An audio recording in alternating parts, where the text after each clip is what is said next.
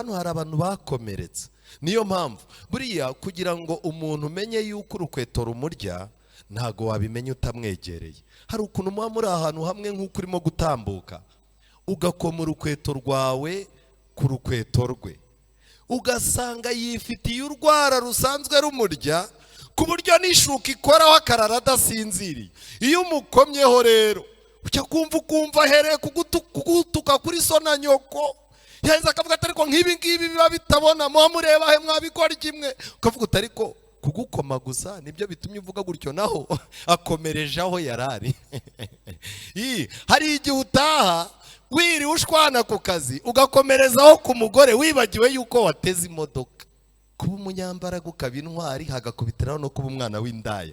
Kuba umwana w'indaya bituma na bwa butwari na za mbaraga bimirwa n'amateka mabagukurikira. Ubu hano hari abantu bahicaye bafite amateka abiri, amateka afatika akomeye n'amateka mabakurikira, agenda asibanganya ya mateka meza agize gute akomeye. Igihe cyose umuntu azaterekwa ku ntebe n'ubugome azahora imbere yabona ibintu abyita ubugome ariko ari ingaruka z'ibyo yakoze. Ndagira ngo nkubaze, nyuma y'uko Imana igufasha ugakurwa ku murongo w'abari barimo kwicwa, nyuma yaho Imana ikagutereka, nubwo uri agati kasigaye ari kamwe ariko Imana yaguhaye imbaraga, imiyaga yose ntiguha ngo ikujyana aho ishaka, urimo urakora iki muri iyi minsi? Urutonde rw'abana mu gihe bari barimo kwicwa, uyu nguyu Yehosheba yaricara avuga ati ubu koko abantu bapfe, ariko isezerano ry'Imana rivuga ko ntabagomba gupfira gushira. Ubu no muri iri teraniro twicayemo hari abantu bahicaye basigaye ari bo bonyine kugira ngo izina ry'Imana ritazima n'izina ry'uwo muryango ritazima. Nta kintu ushobora gukora ngo umare abantu, ntibibaho. Uyu munsi atari yateguriye imisiyo, yari yateguye n'abasirikare ababwira ati nizere ko nyuma y'uyu munsi nta yandi makuru nta yandi mateka azakurikira. Mubo yateguye bagomba gukora ako kazi, umukobwa agira gutya, Imana iramwereka iramubwira iti robanuramo kariya kana k'imyaka 9, akarobanuramo agacisha mu byumba, aragenda agahisha aho ngaho. Kubera ko yari umuhanga, yari abizi ko imitima y'abantu yabaye mibi, yarebye wari usanzwe arera uwo mwana wamukundaga aba ari we amugumishaho.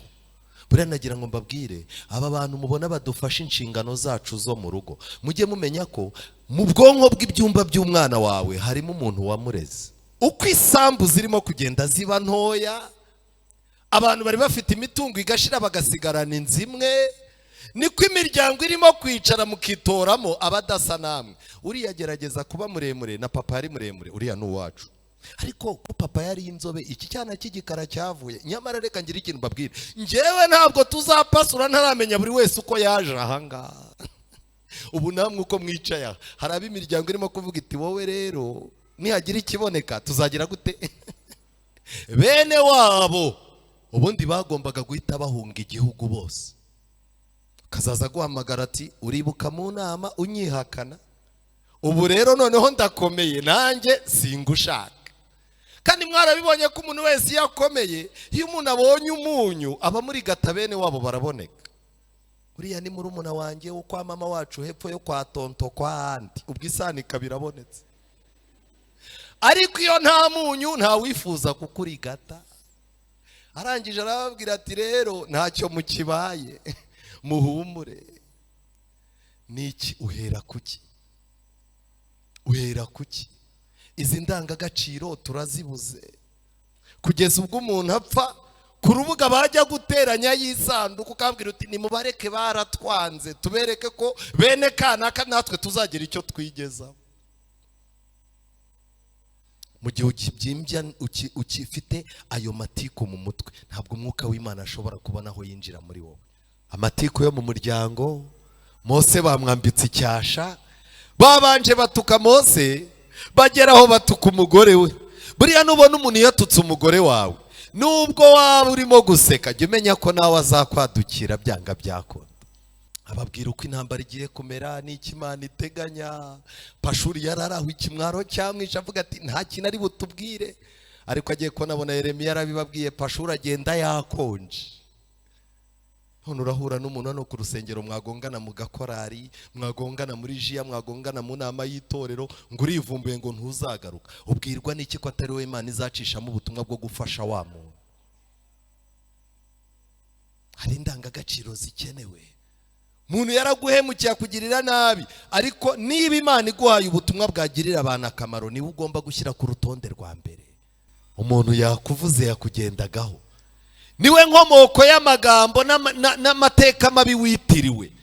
Aragenda biba yuko uri umuntu mubi mu bantu, arimo aragenda gusebya, ahantu urahagera ugasanga inkuru yawe yahagutanze iminsi 2.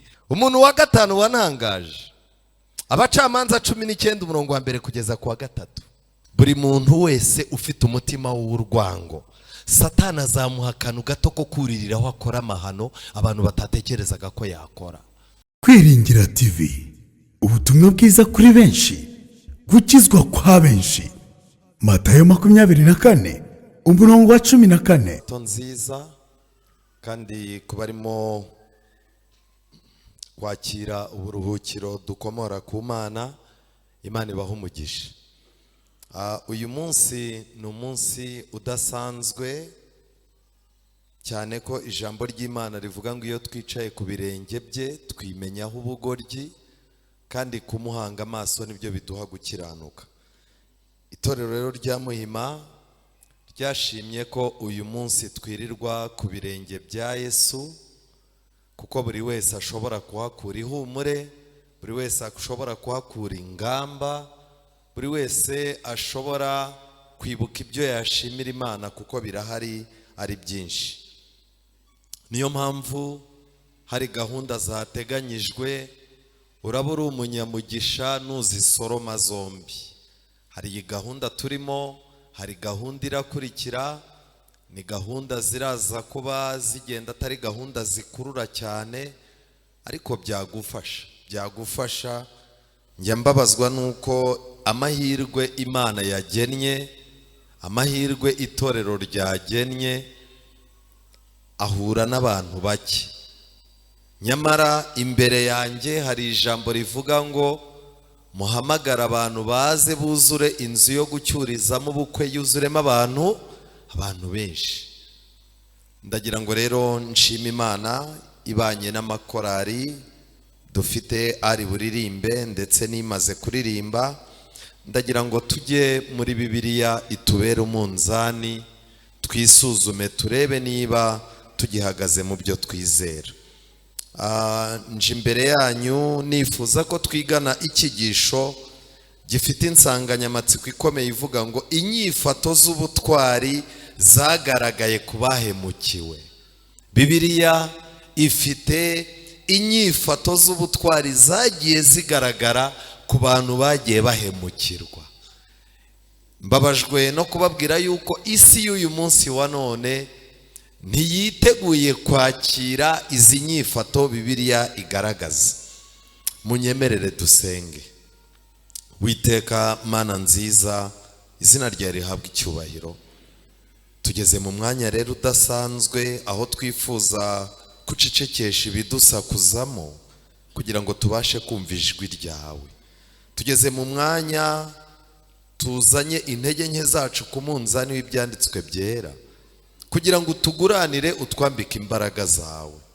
Mu gihe nk'iki ngiki igihugu cyacu kirimo kwibuka ibihe bigoye cyaciyemo, bikaba byaradusigiye amateka kandi nayo ubwayo asharira. Buri muntu wese uraha uduhe kugira ngo tugire ubutwari, ugire icyo ukora ku mitima yacu, kugira ngo ibyabo tugaya byahise baguyemo twe two kubigwamo, kandi tukwemerere kugira ngo urugamba witeguye kudukoresha, urugamba rwo kurwanira ukuri no kubana nawe, urugamba rwo kwirwanya no kwitsinda, uze uneshereze muri twebwe. Ngaho rero tuva ku mpapuro zera zimwe twerekera ku zindi mpapuro zera, imitima yacu ntijaragire mu kirere, ahubwo imitima yacu buri rupapuro ihakura ubutumwa watwandikiye.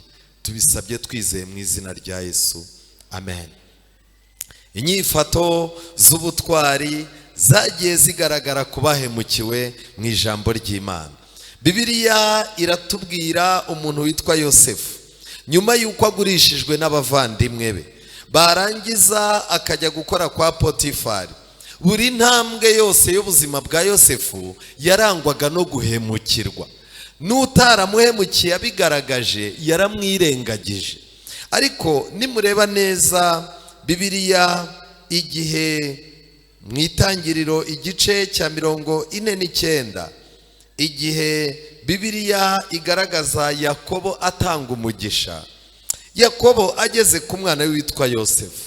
Yosefu wari waraciye mu bikomere, Yosefu wari warakomerekejwe, wari waragiriwe nabi n'abo bavindimwe ndetse n'abandi. Hari icyo umwuka w'Imana yasomye muri Yosefu. Itangiriro 49 umurongo wa 22. Yosefu ni ishami ry'igiti cyera cyane. Ishami ry'igiti cyera cyane kiri hagati y'isoko. Amashami yacyo arenga inkike y'igihome. Yosefu yari umuntu utagomba kugirira neza bene wabo gusa, yagombaga kurenga n'igihome cya bene wabo akagirira n'umugisha abadafitanye isano nawe. Umurongo wa 23, Yakobo umwuka w'Imana yakomeje kumwereka ubuzima bwa Yosefu. Yakobo aravuga ati, abarashi bamugiriye iby'urwango, bamurashe imyambi y'akarengane. Buriya habaho amoko atandukanye y'imyambi. Buriya umuntu nakubwira ati narakomeretse, nkeneye umuntu nyomora, ukwiye kubanza kumenya amoko y'imyambi yamukomerekeje. Yosefu yari yarakomeretse kuva ari umwana mutoya. Yagiye akomeretswa imyambi y'akarengane, yaba iwabo mu rugo bene wabo bamugurisha, yaba kwa Potifari bamukingurira imiryango ya gereza. Iyo yose yari imyambi y'akarengane. Hano hari abantu bahicaye bagiye baraswa imyambi y'akarengane, ariko bakaba barabisaruyemo nabo kuba babihe. Bibiliya irakomeza umurongo wa 24 ikavuga ngo, ariko umuheto we nturakabanguka. Mu magambo make, nawe afite umuheto. Abamurashe imyambi nawe ashatse yagira gute? Yabarasa. Ariko ibimenyetso birimo kugaragara kuri Yosefu, nta gahunda yo kwihorera afite, nta gahunda yo kwifuriza inabi abamugiriye n'abagize gute afite. Yaba muka Potifari, igihe Yosefu yavaga mu nzu y'imbohe, ntiyahise afata Potifari ngo amwicaze ku gatebe avuga ati, wowe n'umugore wawe ibyo mwankoze birahagije, ubu nanjye nabonye umwanya. Ntabwo abavandimwe be bamusanga mu Egiputa babungana imifuko yo gusabiriza ibiryo. Ntabwo yigeze ababwira ati, muribuka yuko iyo wanze umuntu muba muzahura? Mwaranyanze ariko inda yanyu nini irongeye igize gute? Iraduhuje. Yari afite umuheto nawe, kandi umuheto we wari urimo imyambi, nawe yari afite uburyo yabarasa. Ariko Bibiliya iravuga ngo amaboko ye n'intoki ze bikomezwa n'amaboko ya ntwari ya Yakobo. Amen. Wakwibaza ngo iyi ntwari ya Yakobo ni iyihe yatumaga nawe afite imyambi, abamurashe imyambi y'akarengane nawe atarimo kubihimuraho ngo abarase? Bibiliya hasi iravuga ngo ibyo byakozwe n'Imana ya so. Amen. Iyo Mana ya so yagufasha amaboko, Bibiliya iragaragaza ngo izaguha umugisha. Amen. Izaguha umugisha, imigisha iva hejuru mu ijuru. Iyo Mana izaguha umugisha uva mu mazi y'ikuzimu. Mu magambo make, n'ikintu uzatera mu butaka kizakugendekera neza. Imana izaguha imigisha yo mu mabere n'imigisha yo mu nda, kubera yuko utigeze urekura imyambi ngo abakurashe imyambi y'akarengane nawe ugire gute? Ubarase. Uyu munsi Yakobo yarabyitegereje aravuga ati, nubwo aba bana banjye bandi bose ari abarakare, ari ibihubutsi, harimo abihutira kumena amaraso. Igihe yararimo kuvuga ku bana be babiri bitwa Simiyoni na Lewi, ibyo nibyo yavuze kuri Yosefu. Ariko mwumve ibintu yavuze kuri Simiyoni, umurongo wa 5 w'igice cya 49. Simiyoni na Lewi ni abavandimwe, inkota zabo ni intwaro z'urugomo, mutima wanjye ntuzajye mu nama zabo za rwihereranwa. Kubera iki? Aba bari abarakari, iyo wagiranaga nabo ikibazo ntiwararaga.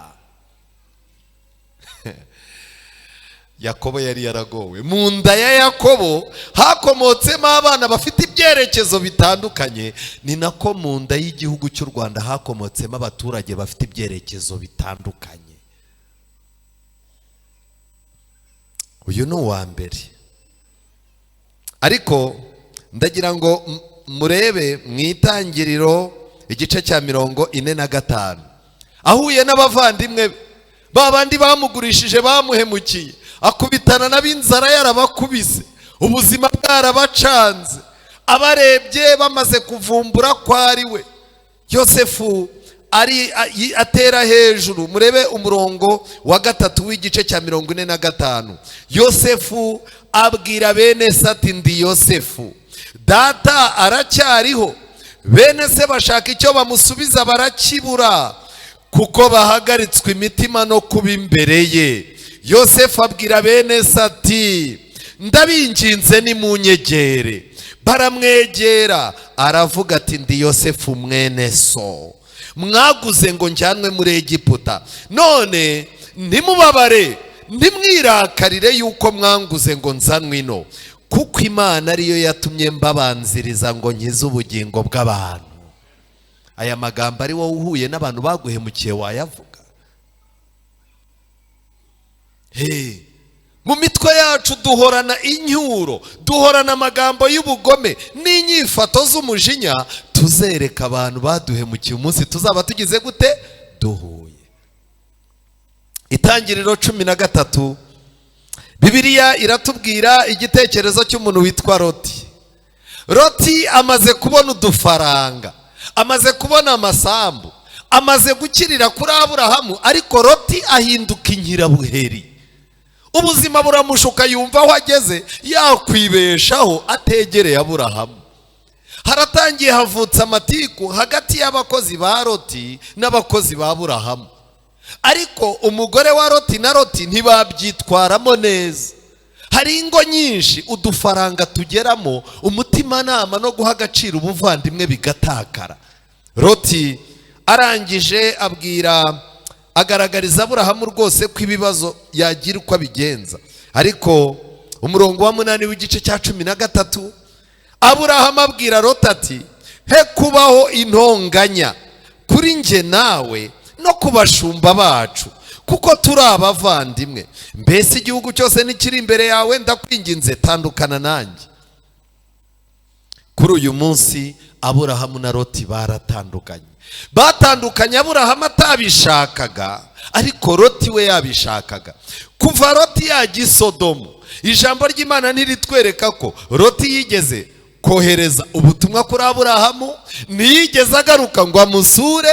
Loti yagaragazaga yuko nta kintu akeneye kuri Aburahamu, nta n'icyo azamukeneraho. Ariko igice cya 14, abafite Bibiliya, titire iravuga ngo Loti afatwa mpiri. Habaye intambara, abami baraterana, baraza bafata Loti, bamufata mpiri. Nimureba neza umurongo wa 12 w'igice cya 14, na Loti bamufatira yo mpiri. Umuhungu wabo Aburahamu wari utuye i Sodomu, banyaga ibintu bye barigendera. Haza umuntu umwe wacitse ku icumu, abibwira Aburahamu umuheburayo, yaratuye ku biti byitwa imyero n'ibya Mamure.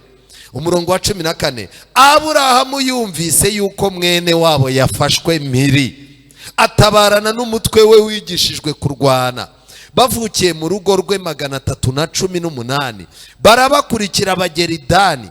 Aburahamu n'abagaragu be bigabanyamo imitwe nijoro, barabatera, barabanesha, barabirukana babageza i Hoba iri ibumoso bw'i Damasiko. Agarura iminyago yose, na Loti mwene wabo n'ibye, n'abagore be nabo n'abandi bantu. Bibiliya igaragaza ko Aburahamu amaze kumenya ko nubwo Loti yagaragazaga ko atazapfa mukeneye, ntukajye wibwira ko umuntu utazamukenera. Haba hari igihe umunsi uzaba mubi ikibuga kigahengamira iwawe ugatabarwa n'uwo wagaragarije ko utakenera. Loti yarara aho agiye ko nabona Aburahamu araje, bararwanye bagaruye ibintu bye, bagaruye abana be, ibintu bye byose. Loti arakanura, umutima ukazaza umwibutsa ngo uribuka uko watandukanye nawe umwereka ko utamukenera. Aburahamu uwo munsi yagaragaje ubushake bwo mu rwego rwo hejuru, ndetse mu gihe bamubwiye bati abantu bose wagaruje fata imitungo ushaka uyitware, Aburahamu yaravuze ati nta kintu nkeneye, nta kimana yanyimye. Loti arakanura. Kuri uyu munsi inyifato Aburahamu yagaragaje Imana irayikeneye muri twebwe. Yaba nje cyangwa wowe wari gutangira ukavuga uti yego ijosi nubwo ryakwishyira hejuru ntiryasumba iki umutwe, wajya kuvuga ngo amaboko atareshya ntaramukanya wagaragaza ko utankenera, rega njyewe ninjye nkugize. Duhorana urutonde rw'inyuro zo kubwira abantu mu gihe tubasanze badukeneye. Uyu ni umuntu wa kabiri natangajwe nawe. Umuntu wa gatatu wantangaje ni umugabo witwa Mose. Itangiriro kuva igice cya 12. Uyu munsi ndaza gukorana n'abantu bihuta muri Bibiliya nk'abajiya. Kuva igice cya 12, umugabo witwa Mose avinda imwe na Miriyamu na Aroni. Aba bantu barimo barayobora, ariko kuva 12 umurongo wa mbere n'uwa kabiri n'uwa gatatu, aya magambo aratangaje. Ni igitabo cyo kubara igice cya 12. Kubara 12 umurongo wa mbere. Miriyamu na Aroni banegura Mose kubw'umunyetiyopiyakazi yarongoye. Koko yari yararongoye umunyetiyopiyakazi. Baravuga bati nukuri Uwiteka avugira mu kanwa ka Mose Musa, twe natuvugiramo Uwiteka arabyumva. Kandi uwo mugabo Mose yari umugwaneza urusha abandi bantu bose bo mu isi bose. Uwiteka atungura Mose na Aroni na Miriyamu ati nimusohoke uko muri batatu muze ku ihema ry'ibonaniro. Barasohoka uko ari batatu. Uwiteka amanukira mu nkingi y'igicu ahagarara mu muryango w'ihema ryera, ahamagara Aroni na Miriyamu, bombi baraza. Arababwira ati nimwumva amagambo yanjye, niba muri mwe hazabaho umuhanuzi mwiyerekwa niho nzamwimenyeshereza, mu nzozi niho nzavuganira namwe. Umugaragu wanjye Mose siko ameze, akiranuka mu rugo rwanjye hose. Wowe tujya tunivuganira n'akanwa kacu neruye atari mu migani, kandi ishusho y'Uwiteka ajya ayibona. Nuko rero ni iki cyabatinyuye kunegura umugaragu wanjye Mose? Amatiku yo mu muryango. Mose bamwambitse icyasha, babanje batuka Mose, bageraho batuka umugore we. Buriya nubona umuntu yatutse umugore wawe, nubwo waba urimo guseka, jya umenya ko nawe azakwadukira byanga byakunda. Mose Imana irabyitegereza, yitegereza ayo matiku ari mu bantu bitwa ko bambaye imyambaro yera, abantu basanzwe babona bambaye amakanzu y'ubutambyi. Imana irababara cyane, irangije iravuga iti niki cyabiteye. Ikintu nagira ngo mbasetse rero, nimurebe Mose ahageze. Imana irabigaragaje, ibwiye Mose ibyo bamuvuzeho, ndetse birangira mushiki wabo ari wa Aroni, Mose mushiki wa Mose na Aroni ari witwa Miriyamu ashesha ibibembe. Umurongo wa 10 w'icyo gice cya 12, cya gicu kiva hejuru y'ihema ryera kiragenda. Miriyamu asesa ibibembe byera nk'urubura. Aroni ahindukirira Miriyamu abona ashesha ibibembe. Aroni abwira Mose ati databuja, ndakwinginze we kudushyiraho igihano cy'icyaha twakoreshejwe n'ubupfu tukizanira urubanza. Ndakwinginze ye kumera nk'igihwereye kivutse kiboze mu ruhande rumwe. 13 Mose atakira Uwiteka ati Mana ndakwinginze gira gute?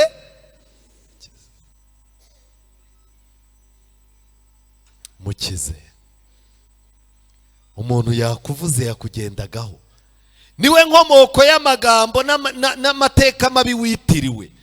Aragenda biba yuko uri umuntu mubi mu bantu, arimo aragenda agusebya, ahantu urahagera ugasanga inkuru yawe yahagutanze iminsi 2, arimo arakwambika urubwa, kandi nawe ufite amateka ye y'ibibi bye wakagombye gushyira ku meza, ariko wowe ntabwo Imana yabigukundira.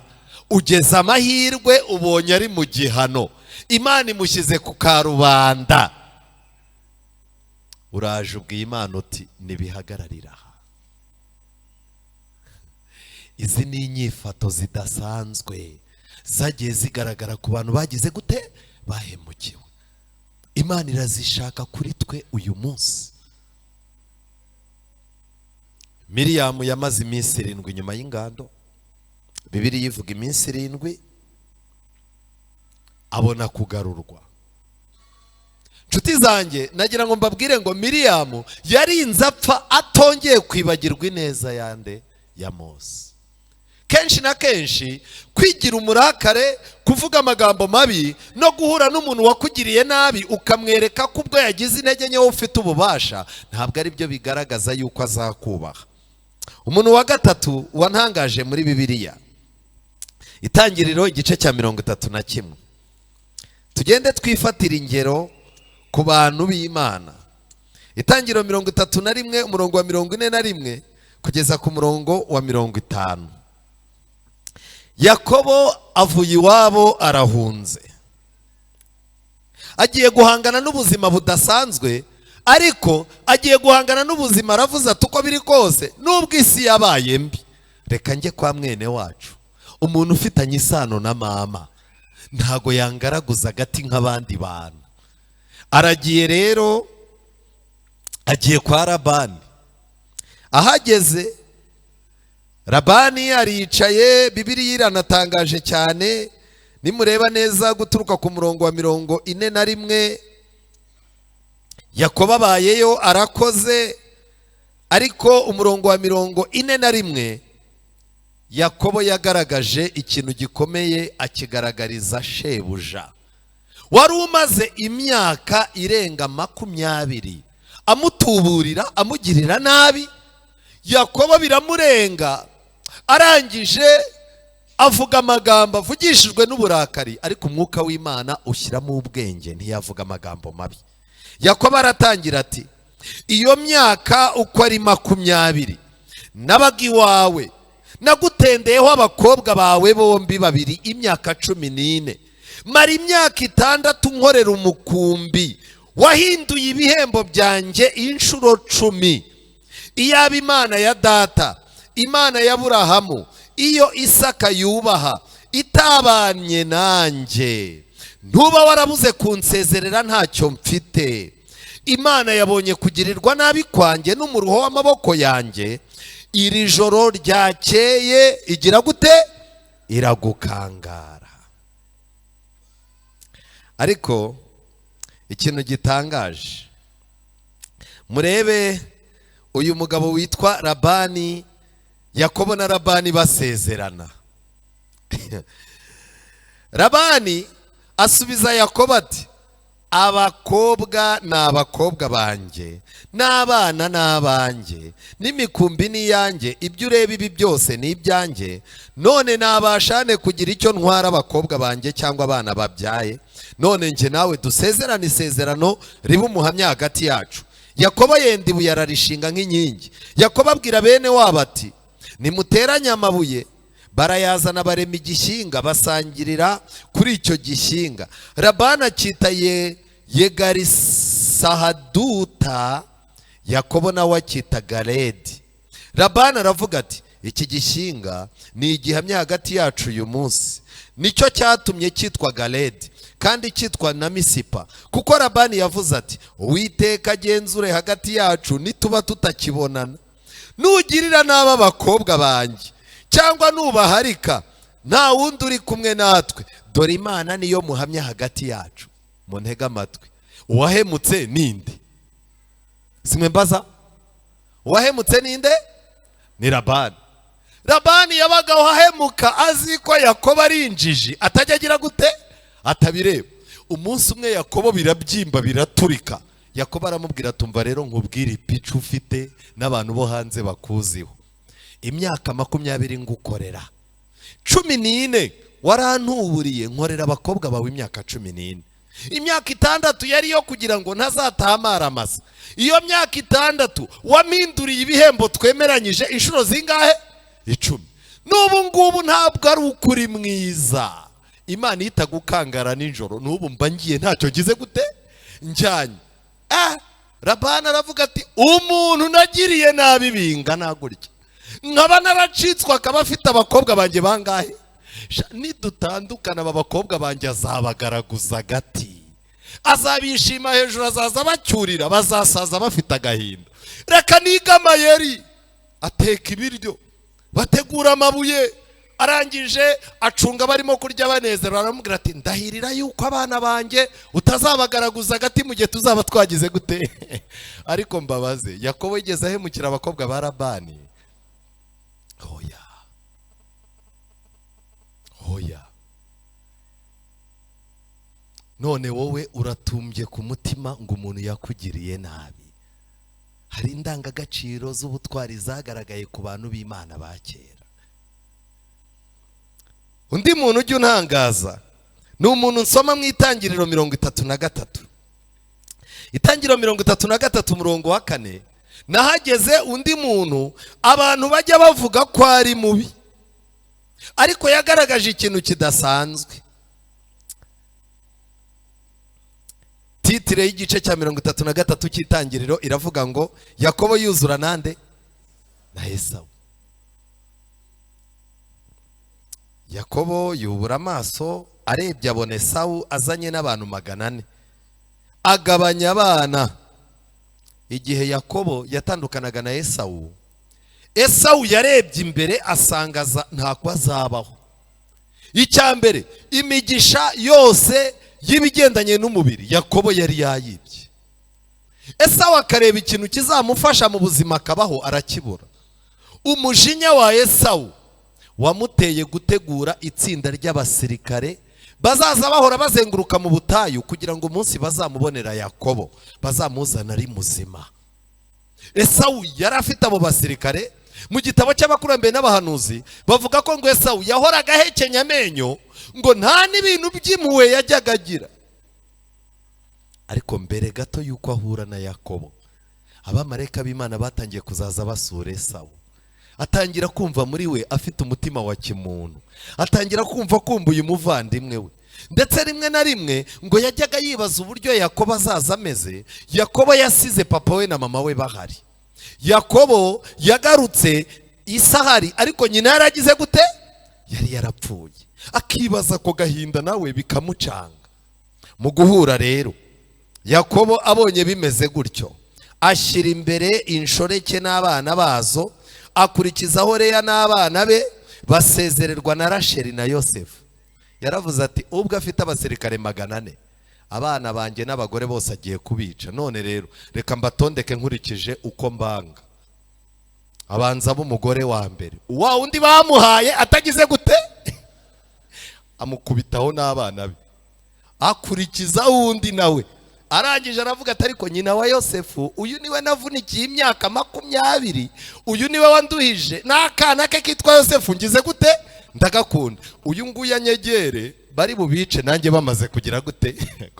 Isi nimbi.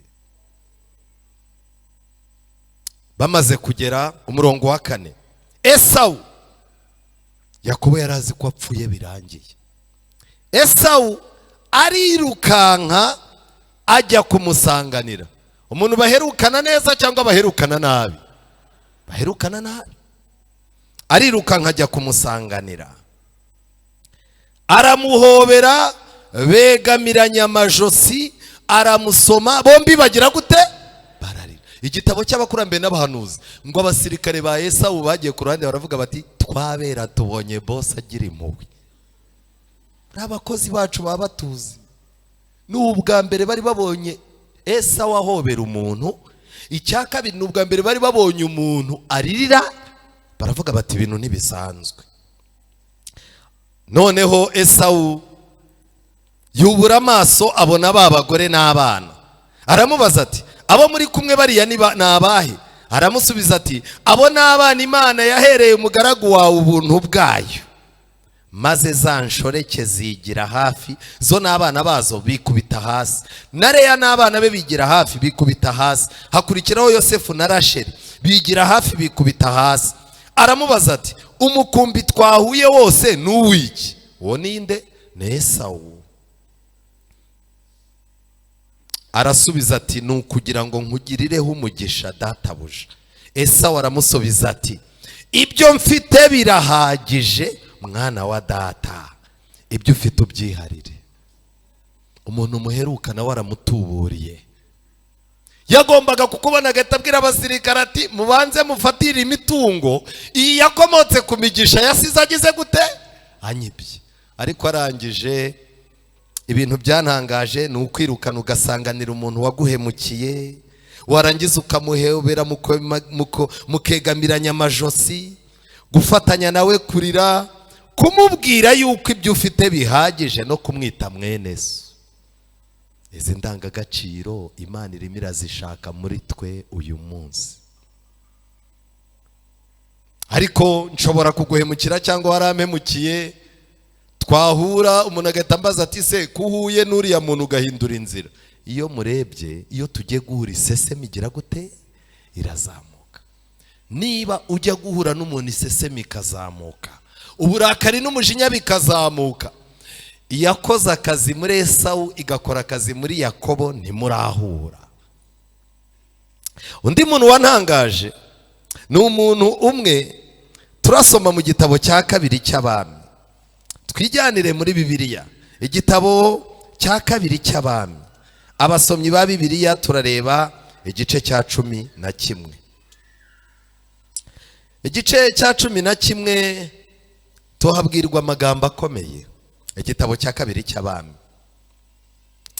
Ataliya nyina wa Ahaziya abonye ko umwana wapfuye, arahaguruka arimbura urubyaro rw'umwami rwose. Iyo umuntu ajya kwica abantu ntajya abura akantu kari bube imbarutso. Amateka y'u Rwanda mabi iyo yakurikiranye barakubwira ngo nuko indege yahanutse. Buri muntu wese ufite umutima w'urwango, Satani azamuha akantu gato ko kuririraho akora amahano abantu batatekerezaga ko yakora. Uyu muntu witwa Ataliya yari afite umwana witwa Ahaziya. Ahaziya yari umwami. Nimusoma neza Bibiliya tugaragariza yuko Ahaziya yanze gukorana n'Imana, ahanuka mu idirishya akuba akaguru, arangije akuriramo kurwara, kugeza ubwo aho kujya gushaka umuhanuzi bagiye mu bapfumu birangira apfuye. Nyina arangije aravuga ati umva rero, ubwo umwana wanjye apfuye, reka nshaka ukuntu n'abandi bana bose mbica bigendanire rimwe. Arimbura urubyaro rw'umwami rwose. Umurongo wa 2, ariko Yehosheba umukobwa w'umwami Yoramu mushiki wa Ahaziya ajyana Yowasi mwene Ahaziya, aramwiba, amukura mu bana b'umwami bicwaga, amujyanana n'umurezi we, abashyira mu cyumba kirirwamo, bamuhisha Ataliya ntiyicwa. Urutonde rw'abana mu gihe bari barimo kwicwa. Uyu nguyu Yehosheba yaricara avuga ati ubu koko abantu bapfe, ariko isezerano ry'Imana rivuga ko ntabagomba gupfira gushira. Ubu no muri iri teraniro twicayemo hari abantu bahicaye basigaye ari bo bonyine, kugira ngo izina ry'Imana ritazima n'izina ry'uwo muryango ritazima. Nta kintu ushobora gukora ngo umare abantu, ntibibaho. Uyu munsi Atari yateguriye imisiyo, yari yateguye n'abasirikare ababwira ati nizere ko nyuma y'uyu munsi nta yandi makuru nta yandi mateka azakurikira. Mubo yateguye bagomba gukora ako kazi, umukobwa agira gutya, Imana iramwereka iramubwira iti robanuramo kariya kana k'imyaka 9. Akarobanuramo agacisha mu byumba, aragenda agahisha aho ngaho.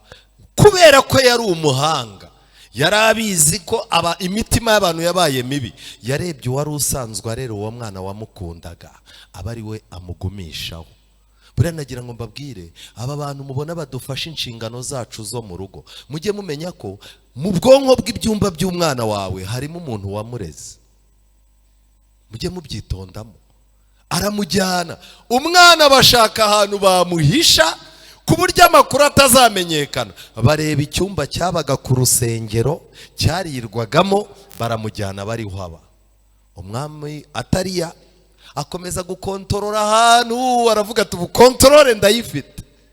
Ariko ndagira ngo mbabwire, umuntu uhishwe neza ni umuntu Imana iza igahisha mu nzu yayo. Abantu muri aha ngaha Imana yazanye hano ikabahisha hano. Mujye mukomeza muririmbe ngo umpishe mukiza we, kugeza aho ugiza gute? Awitira. Imana atuzanye hano iraduhisha. Umwana aragenda arakura, nimureba neza umurongo wa 3, nuko abana nawe imyaka 6 ahishwe mu nzu y'Uwiteka. Ubwo Ataliya nawe niwe wari ku ngoma muri icyo gihugu. Mu mwaka wa 7 Yehoyada atumira abatware batwara amagana n'abakariti n'abarinzi, baraza bamusanga mu nzu y'Uwiteka, avugana nabo ababwira uko bigomba kugenda. Kera kabaye, umurongo wa 12, maze Yehoyada asohora umwana w'umwami, amwambika ikamba ry'ubwami, amuha n'umuhamya, nuko bamwimikisha amavuta, bamugira umwami, maze bakoma mu mashyi baravuga bati umwami aragahoraho. Ataliya yumvise urusaku rw'abarinzi n'abantu, araza asanga abantu mu nzu y'Uwiteka. Yitegereje abona umwami ahagaze ku nkingi nk'uko umuhango wari umeze. Nuko Ataliya yashishimura imyambaro ye, avuza induru ati ubugome, ubugome. Mbabaza, yavuga ubugome bwe cyangwa yavugaga ubwo bamukoreye? Igihe cyose umuntu azaterekwa ku ntebe n'ubugome, azahora imbere yabona ibintu abyita ubugome, ariko ari ingaruka z'ibyo yakoze.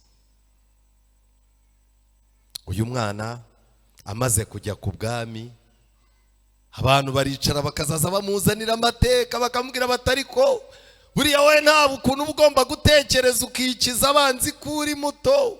Umuntu urimo gutegeka mu myaka 15, ubwirwa n'iki ko ibyo bakoze bitazongera, washatse ukuntu bigenza.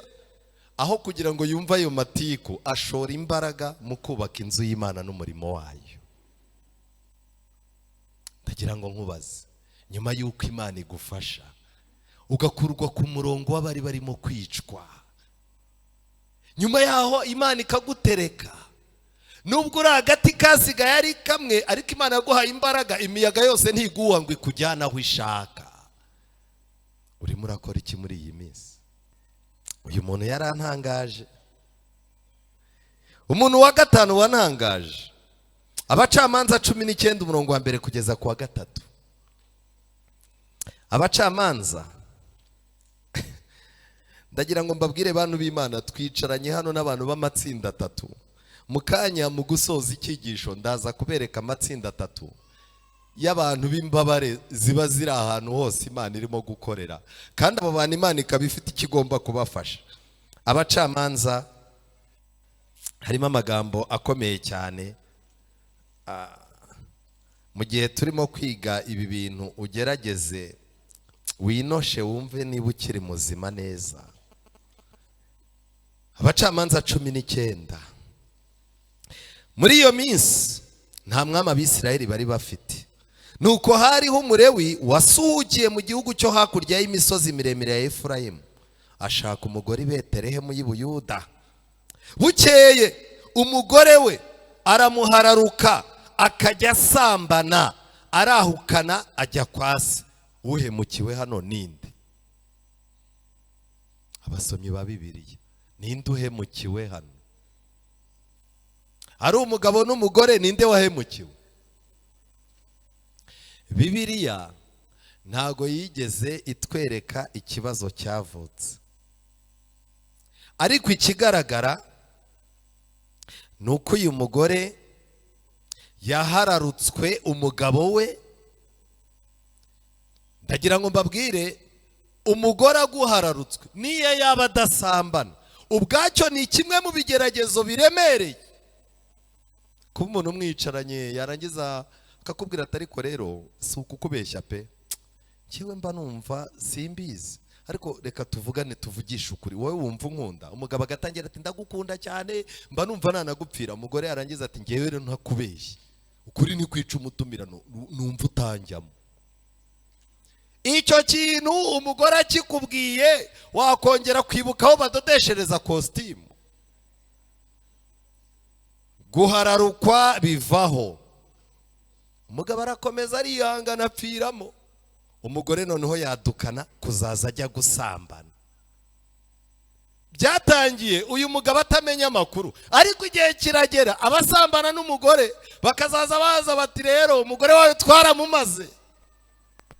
Ayo makuru nayo ubwayo ntiyakugwa neza, arabyumva arabyakira, ariko aravuga ati azaguma aha nta kindi nabikoraho.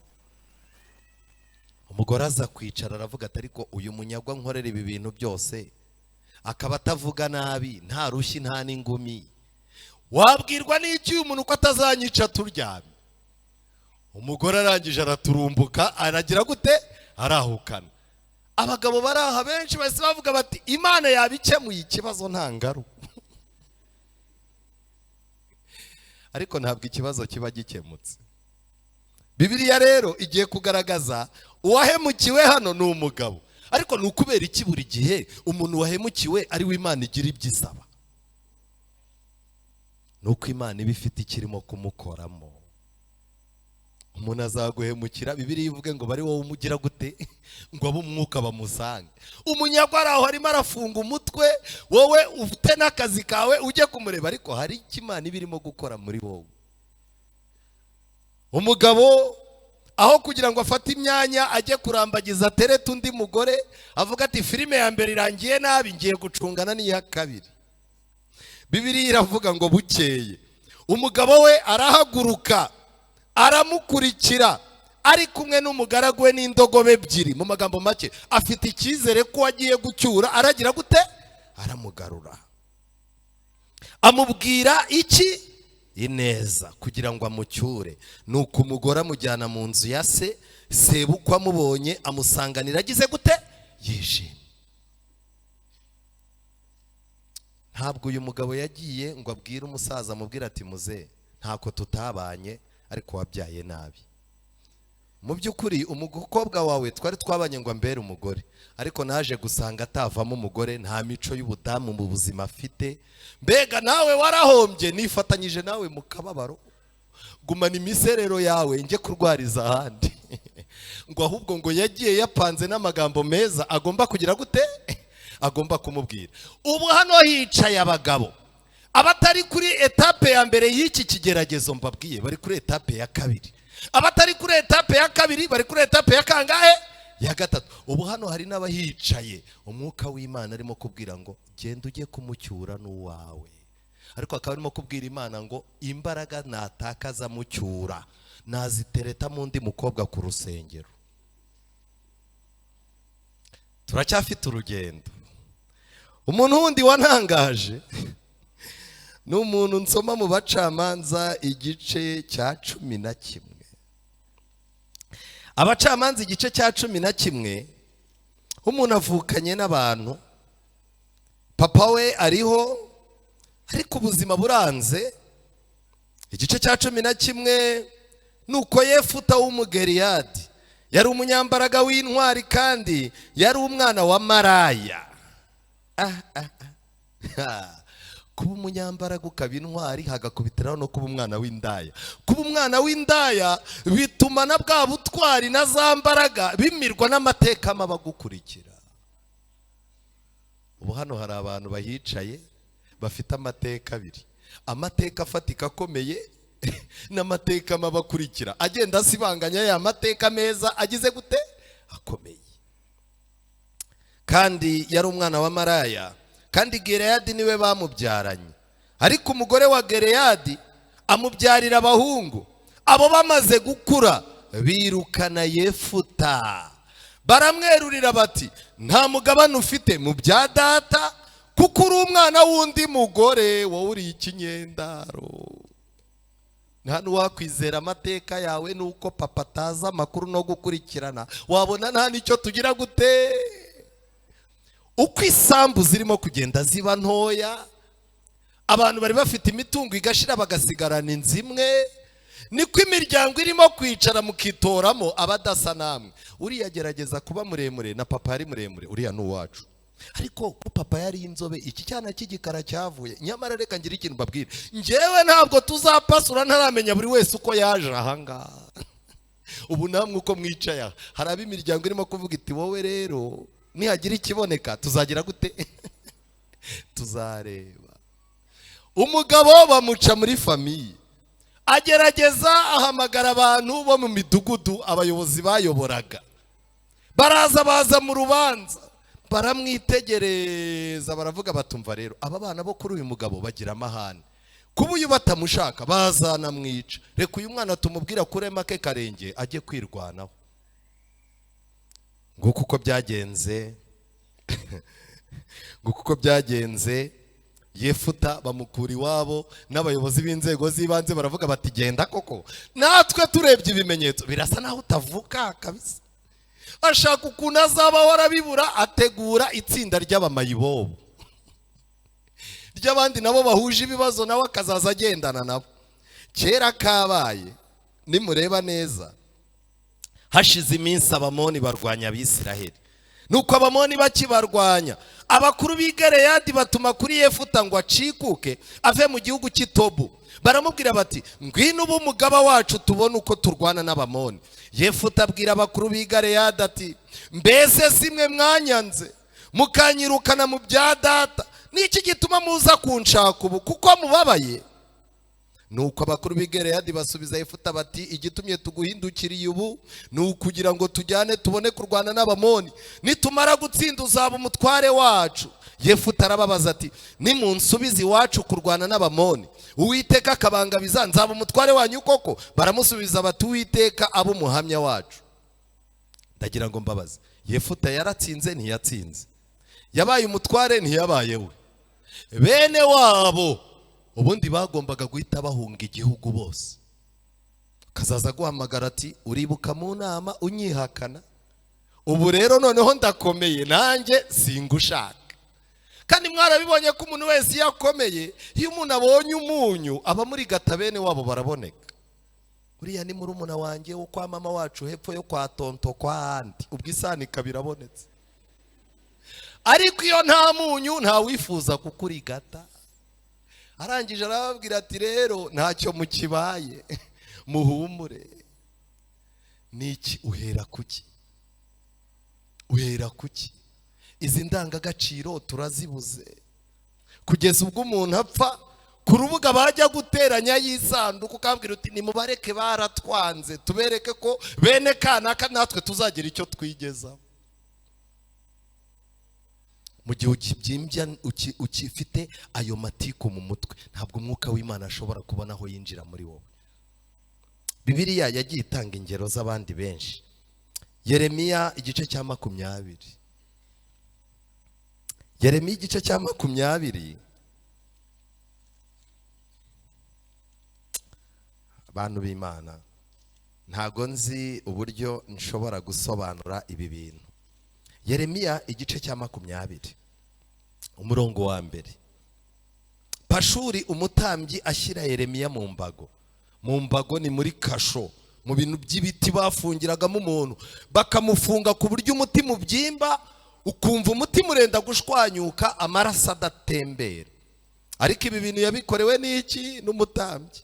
Nuko Pashuri mwene Imeri umutambyi wahoze ari umutware mukuru mu nzu y'Uwiteka yumvise Yeremiya hanura ibyo, Pashuri ahera ko akubita Yeremiya umuhanuzi. Amaze kumukubita amushyira mu mbago yari ku irembo rya Benyamini ryo haruguru y'inzu y'Uwiteka. Bukeye bwaho Pashuri azana Yeremiya amuvanye mu mbago, maze Yeremiya aramubwira ati Uwiteka ntiyakwise Pashuri, ahubwo yakwise Magorimisabibu, bisobanurwa ngo ibiteye ubwoba bikubye. Nuko Uwiteka avuga atya ati dore ngiye gutuma uba witeye ubwoba hamwe n'inshuti zawe zose.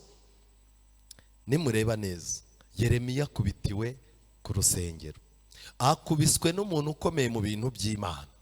Yeremiya arangije, ubundi yagomba gufata umwanzuro akavuga ati ubundi nkubitirwa nabuze ahandi njya sinzanahagaruka. Yagombaga kuzaza ahora yitura asenga abwira Imana ati Imana uzakubita urushyi uyu mutambyi avaha.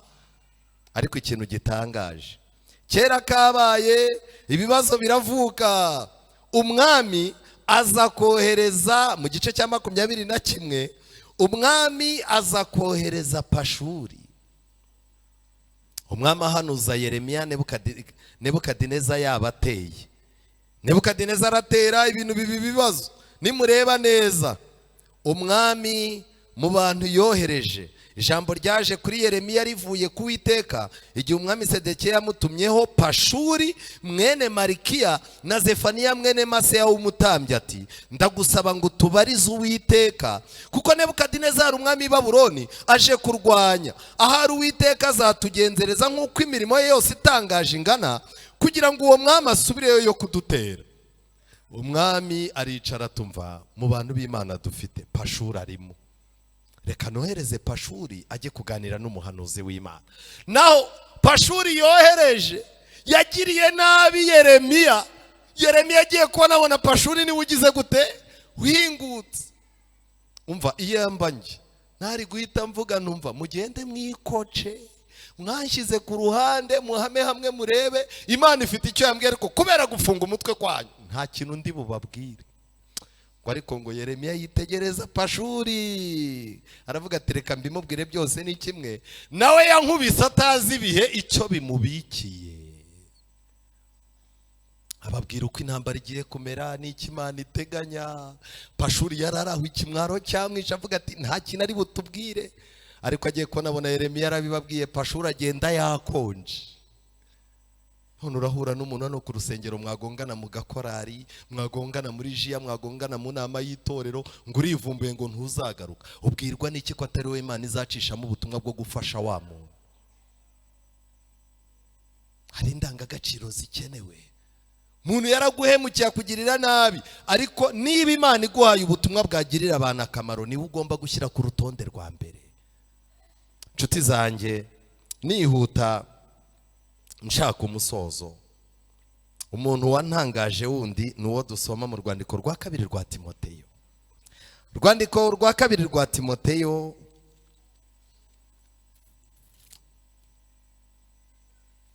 harimo amagambo yantangaje mu gice cya 4. Igice cya 4 umurongo wa 16.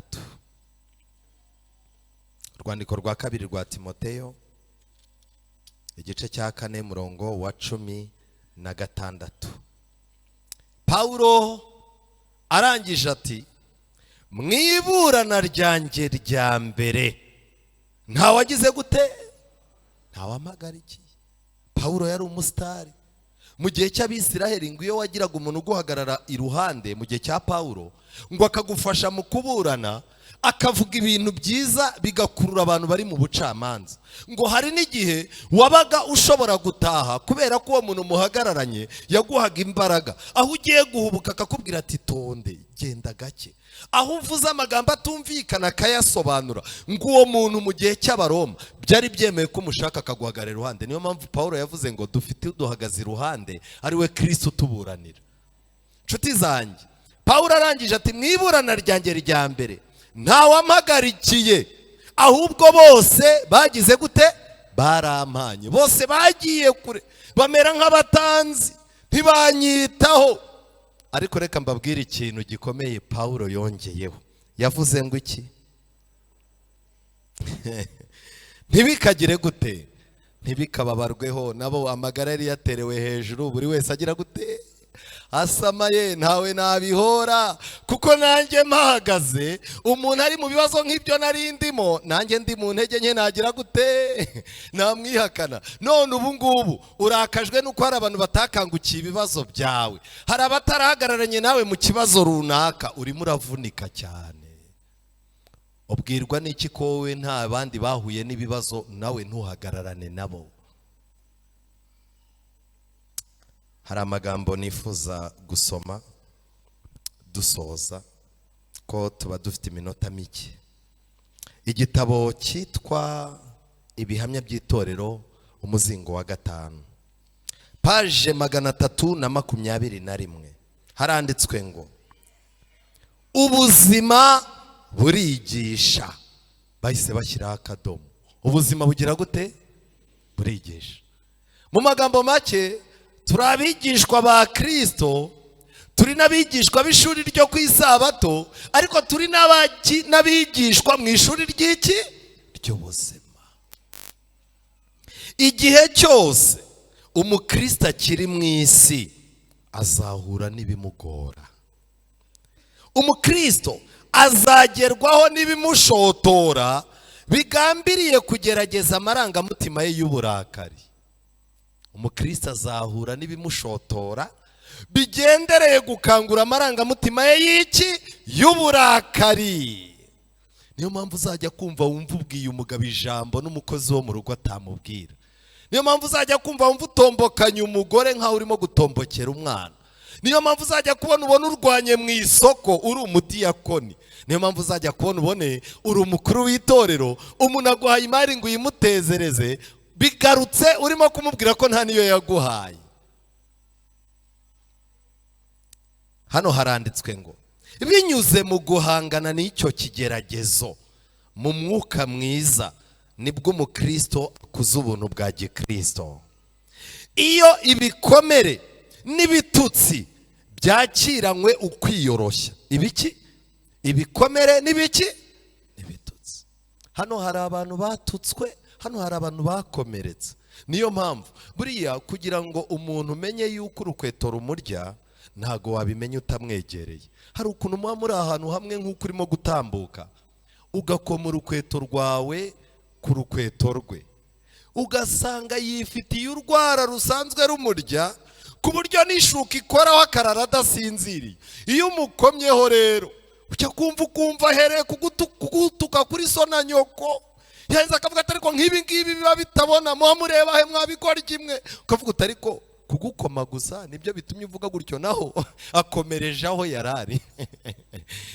Hari igihe utaha wiriwe ushwana ku kazi ugakomerezaho ku mugore wibagiwe yuko wateze imodoka. Aya magambo arakomeye. Ibikomere n'ibitutsi iyo byakira nk'ukwiyoroshya, iyo amagambo arimo ibitutsi asubizanyijwe neza, iyo ibikorwa by'urugomo bisubirishijwe ubugwaneza, ibi ngibi biba ari ibimenyetso byerekana ko umwuka wa Kristo atuye mu mutima. Kandi biba ari ibimenyetso byerekana ko amakakama ava mu muzabibu w'ukuri arimo gutembera mu mashami yawe. Ibyo bintu byerekana ko uri ishami, Yesu akakubera iki? Igiti. Kandi yuko amakakama arimo kuva muri Kristo akinjira muri wowe. Turi mu ishuri rya Kristo muri ubu buzima, aho tugomba kwigira kuba abagwaneza n'aboroheje mu mutima. Kandi ku munsi w'urubanza ruheruka tuzabona ko ingorane zose duhura nazo, ibirushya n'ibidutera intimba byose, duhamagarirwa kwihanganira, ari amasomo afatika yo gushyira mu bikorwa amahame y'imibereho ya gikristo. Ndasoza mbabwira ngo rero gushima Imana, mureke gutsikamire kuba indashima. Mureke muri twebwe ineza itsikamire ubuhemu twagiriwe. Nimureke kwibuka ibyiza Imana yadukoreye bitsikamire kwirengagiza aho Imana yadukuye. Nimureke ahazaza heza Kristo dufitiye mu biganza hatsikamire umwijima w'ibihe byahise twaciyemo mu izina rya Yesu. Hari umuntu wifuza kubohoka uyu munsi. Yesaya 61 umurongo wa 3. Hari abagwaneza Imana yemeye yuko bagwa neza nubwo baciye mu bihe bibi. Abo ngabo Imana irimo irabaha ubutumwa bwiza. Hari abantu bafite imvune mu mutima ku buryo iyo muhuye umukomeretsa ukamukomanga ukongera ukamuvuna yari yaravunitse. Uwo muntu wakomeretse mu mutima, wavunitse mu mutima, ntiwamumenya. Ariko mu nzu y'Imana hari umuti womora w'i Galeyadi. Abantu ba gatatu baraha ni abantu bari mu nzu y'imbohe. Umuntu ibihe byamuguye nabi, abantu bamugiriye nabi, bakaba barakingiranye impuhwe ze n'umutima mwiza, ku buryo n'ubugingo buhoraho nta byiringiro afite, kubera ko umutima w'imbabazi wabuze. Hari abantu baheranywe na gereza yo kugira nabi, yagize nabi, ahubwo umutima ukomeza gutumba, yumva nanone abonye uburyo yagira nabi. Aba bantu bombi bakingiranye muri gereza, ariko Yesu arimo aravuga ngo mwambohe mwe nimugire gute? Nimusohoke. Kuri uyu munsi umuntu wumva ashaka yuko Imana imuhiza indangagaciro, akavuga ati ijuru rirakinze kubera ibihe runaka naciyemo, ariko Mana gira icyo ukora umutima wanjye unkure mu nzu y'imbohe. Naravunitse umutima, ngwino unyomore unyunge, umutima uwushyireho sima kugira ngo wongere uterane.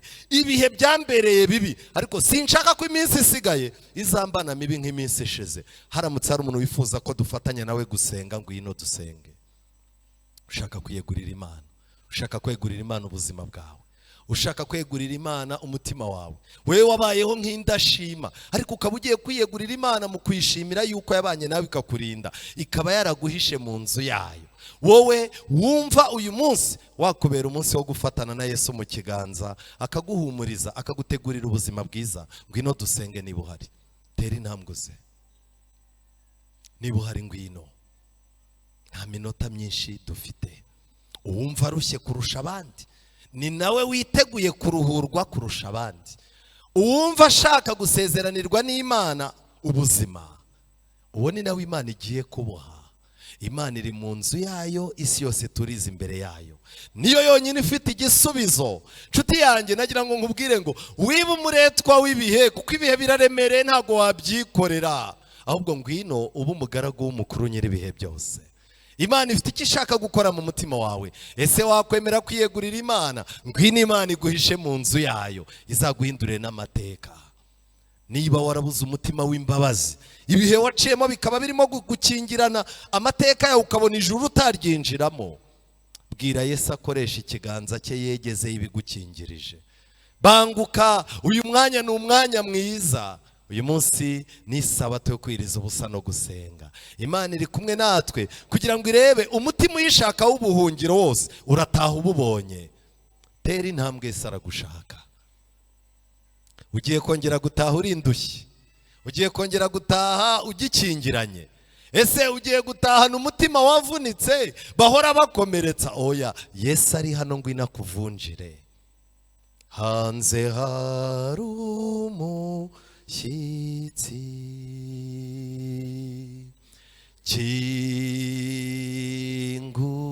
kingura, yahoza tegereje.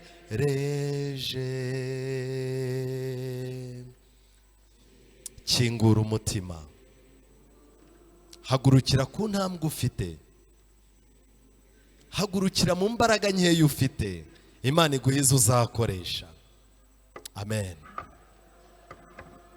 Haguruka, Yesu ataraguhitaho. Yesu ni umwana w'Imana. Ukingura umutima. Turimo kwerekera ku musozo. Kingura. Amen. Abana, Imana ibaha umugisha. Reka nsabe kugira ngo Imana ikomeze idusindagize, Imana iduhe umutima w'ubutwari, kandi mbasabe muhagurukiraho muri. Indirimbo yacu isengesho ryanjye. Igihe ubu buzima buzaba buhagaze, abantu benshi buzabahagarana batazi icyerekezo cyabo, ariko isengesho tugiye gusenga uyu mwanya ndasaba ngo ribe iryawe n'iryanjye. Mu gihe kandi turaba turirimba indirimbo yacu isoza, birashoboka ko nawe Imana ishobora kukwinginga ukamanuka ukifatanya n'iri tsinda, kugira ngo ubuzima bwawe minsi yo kujijwa Imana iyihagarike, utangire iminsi yo kubana n'Imana. wowe wumva ijuru rikabakabye umutima wawe mu gihe turirimba, utere intambwe kugira ngo umugisha w'uyu munsi, hateguwe uri busenge isengesho risoza kugira ngo iri sengesho ribe iry'agaciro kuri wowe. Turacyarimo guha ikaze abifuza kwiyegurira Imana ngo ibaruhure imitima. Murakoze. 319 isengesho ryanjye. Isengesho ryanjye biyumvira, yobora mu nzira, mu birushya byo muri ubu buzima, muri ruhande hari ibigeragezo byinshi, mpura nabyaye hose, fasha umpe umunyakuri kandi umukiranutsi, igira ubuzima buzaba bugeze ku iherezo, ndagusabye uzampe kubana nawe mu bwami bw'ijuru. Uwiteka Mana yacu, mubyeyi udukunda, turagushimiye cyane, izina ryawe rihabwe icyubahiro. Tugushimiye uburinzi bukomeye bwabanye natwe Mana, tugushimiye uburyo wahagarikiye umubwiriza. Ndakwinginze ngo hakuye uhongere, kandi Nyagasani nongeye ukwereka abana bahagurutse bitanze, ubagirire neza, ubabe hafi. Satani kirogoya agiye kubagaho ibitero, ndakwinginze ngo umuneshe. Muri iyi si duhura n'ibigeragezo byinshi, ariko nukuri watubwiye ngo duhumure kuko wanesheje urupfu, uduhe kwitegura ijuru. Tugiye gukomeza kubana nawe, ariko kandi hari n'abagiye kugenda, abo bose turabakweretse ngo ijuru ribabe hafi. Abasigara bose ubane natwe, ijuru rikomeze ritube bugufi kandi riduhagarikire. Turi mu gihe gikomeye, ndakwinginze ngo duhe kumenya kubara iminsi yacu kandi dutunge imitima y'ubwenge. Udusezereshe umugisha wawe kandi ntutureke, aho ukomeze ubane natwe mu izina rya Yesu. Kwiringira TV, ubutumwa bwiza kuri benshi, gukizwa kwa benshi. Matayo 24:14